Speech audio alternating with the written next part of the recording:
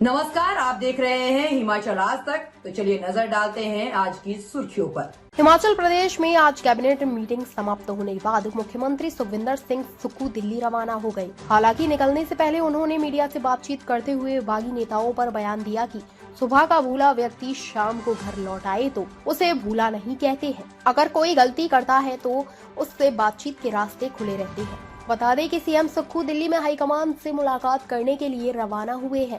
सुक्खू ने इस दौरान ये भी कहा कि मैं कोई पहली बार दिल्ली नहीं जा रहा हूं। सीएम के दिल्ली दौरे को पार्टी के सियासी उठापटक, लोकसभा और संभावित उपचुनाव और बागी नेताओं से जुड़े फैसलों पर चर्चा के रूप में देखा जा रहा है।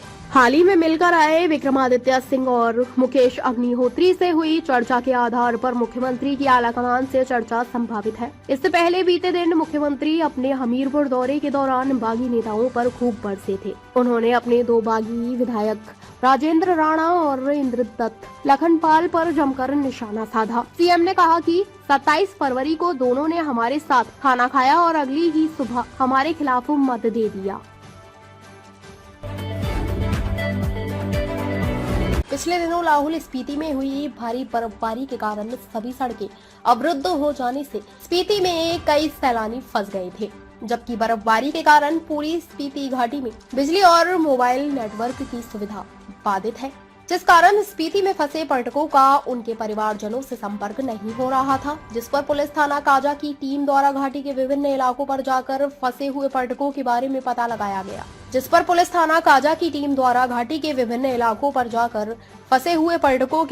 पता लगाया गया। एसपी लाहौल स्पीति मयंक चौधरी ने बताया कि सैटेलाइट फोन द्वारा उनके परिवारजनों से संपर्क करवाकर खैर खबर पहुंचाई गई। बताया कि बीआरओ की मदद से काजा से पूह के नौर तक 4x4 वाहनों के लिए सड़क बहाल कर दी है, लिहाजा 5 मई से रेस्क्यू ऑपरेशन को शुरू किया गया। मयंक चौधरी ने बताया कि गुरुवार तक कुल 35 वाहनों में 160 पर्यटक काजा से किन्नौर की तरफ निकाले गए हैं। उन्होंने बताया कि सड़क खुलने के बावजूद कुछ पर्यटक अभी भी स्पीति घाटी में अपनी इच्छा से रुके हुए हैं। मयंक चौधरी ने आम जनता व पर्यटकों से पुलिस के साथ सहयोग करने का आग्रह किया है तथा भविष्य में मौसम की जानकारी प्राप्त करने के बाद ही प्रशासन व जिला पुलिस द्वारा जारी निर्देशों के अनुसार ही यात्रा की योजना बनाने की अपील की है।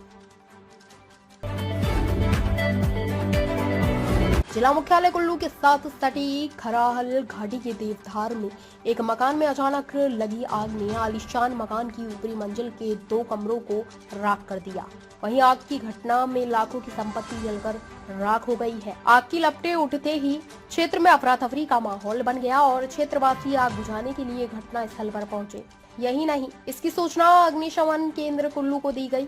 वहीं दमकल विभाग के कर्मचारियों ने कड़ी मशक्कत के साथ आग पर काबू पा लिया गया और घर की अन्य मंजिलों को जलने से बचाया गया।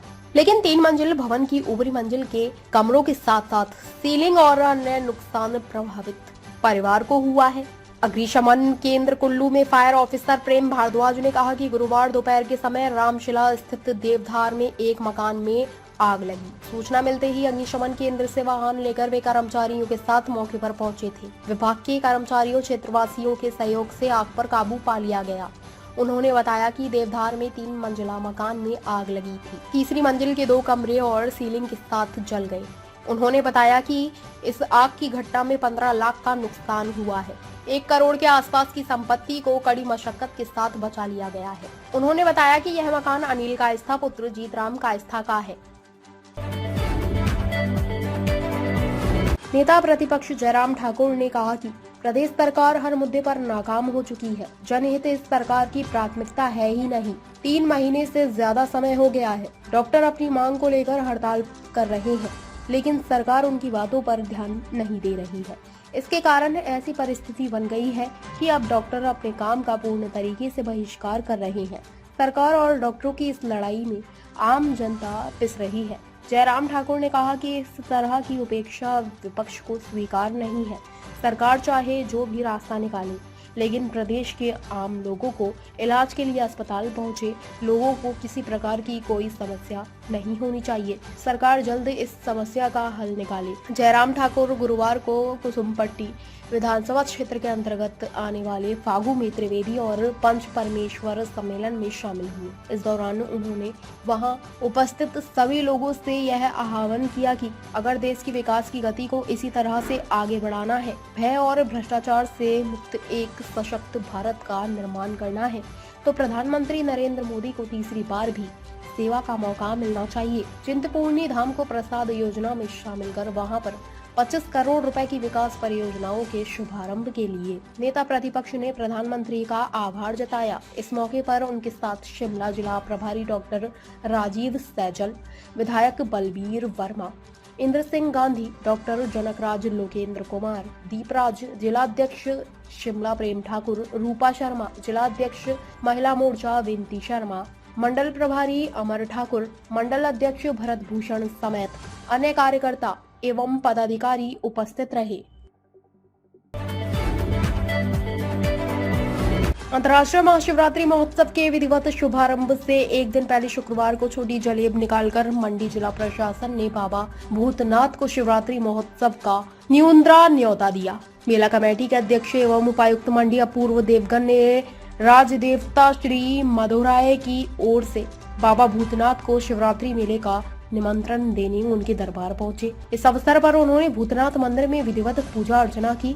उपायुक्त की अगुवाई में अन्य लोगों ने पूरे राजकीय सम्मान के साथ देव माधुराय मंदिर से पुलिस की टुकड़ी, होमगार्ड बैंड के साथ मंडी जनपद के कुछ राज देवताओं के साथ जाकर भूतनाथ मंदिर पहुंचकर बाबा भूतनाथ को शिवरात्रि महोत्सव के लिए आमंत्रित किया। इस छोटी जलेब में देव शुकदेव, देव डुंगांडू, देव झातीवीर अपने देवलुओं के